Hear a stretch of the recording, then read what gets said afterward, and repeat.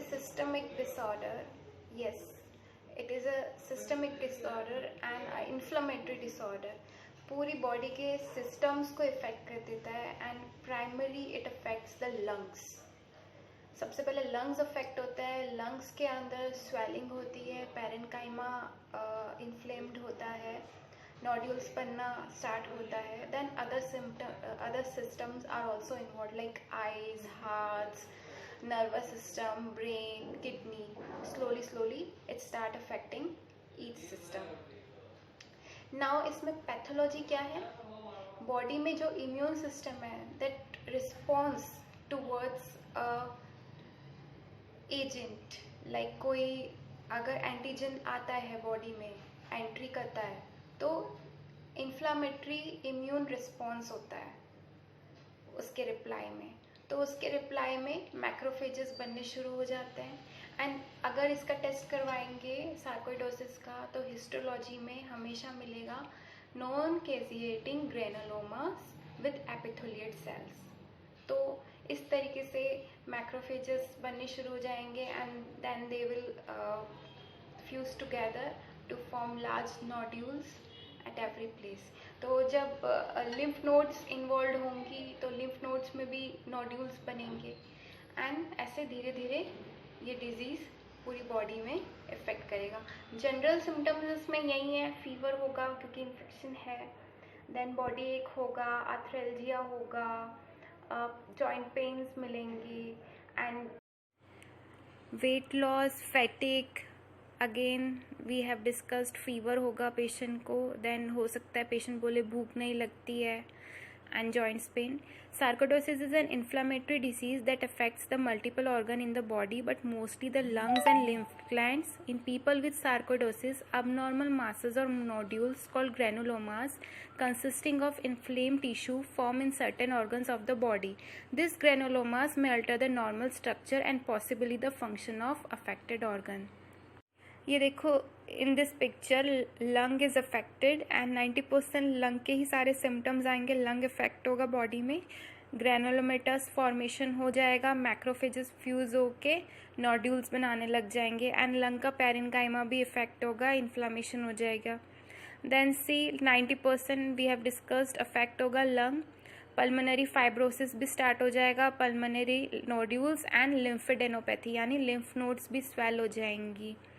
And respiratory symptoms क्या आएंगे? कफ, dyspnoea, coughing, सांस लेने में दिक्कत होगी. लीवर में 20% इफेक्ट आएगा, इसमें भी ग्रेनुलोमास फॉर्म्ड होंगे, मैक्रोफेजेस यूनाइट होकर नोड्यूल्स बनाएंगे. लीवर में सिरोसिस हो सकता है. देन कोलेस्टेसिस, अगर बाइल का प्रोडक्शन रुक जाए, स्लो हो जाए या कोई ऑब्स्ट्रक्शन हो जाए गॉल ब्लैडर में.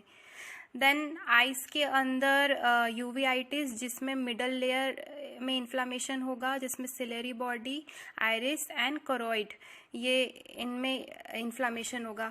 ब्लड विजन होगा एंड डार्क स्पॉट्स देखेंगे. Conjunctivitis is also called pink eye, जिसके अंदर जो white part of the ball है उसमें इफेक्ट आएगा एंड बैक्टीरियल इन्फेक्शन है ये. इसके अंदर इरिटेशन, ईचिंग होगी आइज में. देन स्किन के ऊपर एरिथमा नोडोसम, रेड रैशेस दिखेंगे एंड मोस्टली जो एरिया है that will be shin and ankles.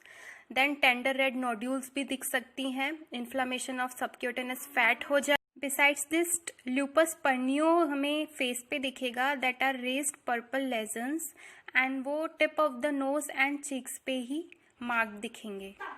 Then this raised purple lesions या एरिथमा नोडोसम का अगर बायोप्सी कराएं तो हिस्टोलॉजी में नॉन कैजिएटिंग ग्रेनुलोमास दिखेंगे. मसल्स, हार्ट मसल्स में भी इफेक्ट आएगा, मस्कुलर कॉन्ट्रैक्शन पे इफेक्ट आएगा.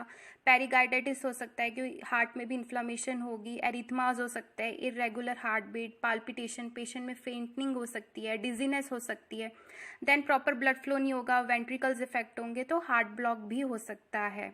ग्रैनुलोमास यहाँ पे भी बनेंगे. देन किडनी में भी ग्रैनुलोमास बनेंगे एंड मैक्रोफेजेस इकट्ठे होकर नोड्यूल्स बनाएंगे. यहाँ पे कैल्शियम मेटाबॉलिज्म इफेक्ट होगा, ज़्यादा कैल्शियम बनेगा, स्टोन फॉर्मेशन होगा. हाइपरकैल्सीमिया के साथ में इंटरस्टिशियल नेफ्राइटिस भी हो सकता है एंड नेफ्रोकैल्सिनोसिस भी हो सकता है किडनी में. देन ब्रेन के अंदर भी नोड्यूल्स फॉर्मेशन होगा तो एंसेफेलोपैथी। देन पिट्यूटरी ग्लैंड को भी इफेक्ट होगा तो डायबिटीज़ इंसिपिडस भी पेशेंट में हो सकता है, चांसेस हो। बिसाइड दिस फेशियल पैरालिसिस भी हो सकता है पेशेंट में, फेशियल नर्व्स इन्वॉल्व हो जाएंगी। नर्वस सिस्टम के साथ साथ बोन्स भी इफेक्ट हो सकती है, मसल्स भी, मायोपैथी होगा, एथरेल्जिया होगा, बोन्स में आर्थराइटिस होगा, जॉइंट्स पेन होगा पेशेंट में। बिकॉज कैल्शियम मेटाबॉलिज्म पे इफेक्ट आ रहा है तो बोन्स पे बहुत ज़्यादा इफेक्ट आएगा। एंड फैमिली हिस्ट्री है तो चांसेस ज़्यादा हो जाते हैं, एज 20 to 60 ईयर्स में ज़्यादा हो जाता है। देन डिफरेंशियल डायग्नोसिस में ट्यूबरक्लोसिस, लिम्फोमा, क्योंकि लिम्फ नोड्स इन्वॉल्व हो रही है, hypersensitivity pneumonitis, HIV। Now, sarcoidosis, it is a systemic disease that affects the whole body, typically affects the lungs, an inflammatory disorder in which the immune system reacts to an agent।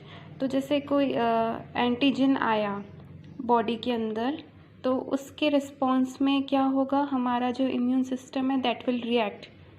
In reaction to that antigen macrophages and neutrophils will come.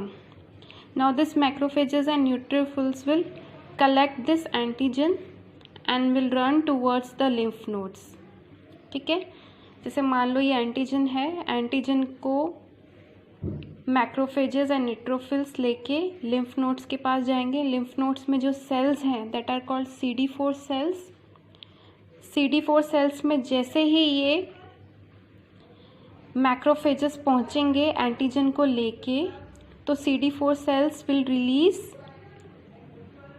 IL-2। IL-2 जैसे ही release होगा afterwards it will create proliferation of CD4 cells. तो जब CD4 cells में ये macrophages पहुंचेंगे इन antigen को लेके तो IL-2 की रिलीज होने के बाद में और CD4 सेल्स एक्टिवेट होने शुरू हो जाएंगे and release of monoclonal sales.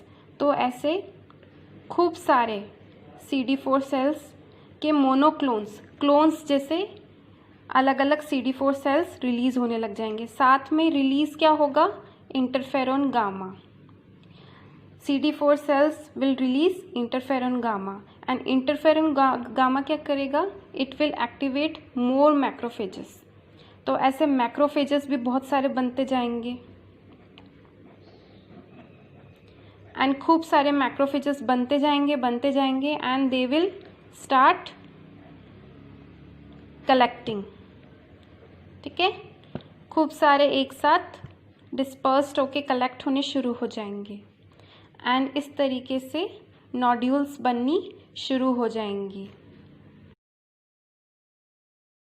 Diagnosis में ब्लड टेस्ट करवाएंगे जिसमें serum angiotensin converting enzyme will be high, screening test है ये। Then serum calcium will be high because calcium metabolism effect हो रहा है, किडनी स्टोन्स बन रहे हैं। ठीक है, then soluble IL-2 receptors will be also high. Then inflammatory markers जो हैं CRP एंड इम्यूनोग्लोबिन्स वो भी हाई मिलेंगी। देन पेशेंट को चेस्ट एक्सरे के लिए रिकमेंड करना है क्योंकि लंग्स का पता चल जाएगा, कोई लिम्फेडेनोपैथी, लिम्फ नोड्स इन्वॉल्वमेंट हो रही है। हाई रेजोल्यूशन सिटी स्कैन जिससे पल्मोनरी नोड्यूल्स क्लियरली दिखेंगी। देन MRI अगर सेंट्रल नर्वस सिस्टम इन्वॉल्वमेंट है। देन PET स्कैन जो एक्टिव एरियाज ऑफ इन्फ्लामेशन को भी दिखाएगा। देन ब्रोंकोस्कोपी जो लंग्स को अच्छे से पता चल जाएगा लंग्स की कंडीशन क्या है। एंड हिस्टोलॉजी में नॉन कैजिएटिंग ग्रेनुलोमास दिखेंगे बायोप्सी कराने। देन ट्रीटमेंट में फर्स्ट लाइन ऑफ ट्रीटमेंट में कॉर्टिकोस्टेरॉइड्स को चूज करेंगे that are anti inflammatory drugs जो सूजन कम करेंगे। Then medications that suppress the immune system like methotrexate. Then hydroxychloroquinone जो कैल्शियम के लेवल को कम करेगा एंड स्किन लेजन्स को घटाएगा। Then tumour necrosis factor alpha inhibitors अगर कोई रूमेटॉइड आर्थराइटिस है पेशेंट में तब।